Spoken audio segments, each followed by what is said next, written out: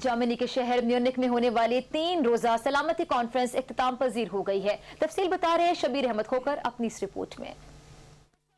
Munich में होने वाली सलामती कॉन्फ्रेंस में दुनिया भर से अमूर खारजा और दिफा के 70 वजीरों, 30 सरबराहान मुमलकत और 500 से ज़्यादा मंदोबीन ने शिरकत की। वज़ीर दिफा ख्वाजा मोहम्मद आसफ ने म्यूनिख सिक्योरिटी कॉन्फ्रेंस में पाकिस्तान की नुमाइंदगी की।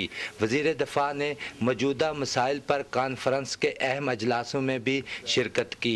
महाजरीन और दहशत गर्दी के मौजू पर खिताब करते हुए उन्होंने कहा कि पाकिस्तान ने दहशत गर्दी के खिलाफ जंग और अफगान महाजरीन की मेज़बानी में बड़ी कुर्बानियाँ दी हैं और पाकिस्तान दहशत गर्दी के खात्मे के लिए पुरअज़्म है। पाकिस्तान का इमेज जो है वो ज़रबयाज़ की वजह से और जो जंग हम इस वक्त लड़ रहे हैं टेररिज्म के खिलाफ और अफगान अमन में जो हम रोल अदा कर रहे हैं उस हवाले से पाकिस्तान का इमेज जो है अल्लाह के फजल से बड़ा इम्प्रूव हुआ है। पाकिस्तान एक दुनिया का अहम मुल्क है।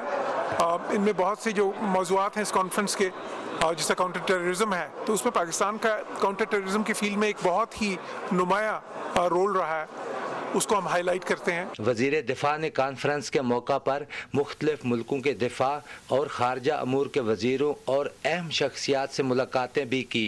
Shabir Ahmed Khokhar, Pakistan television news, Munich, Germany.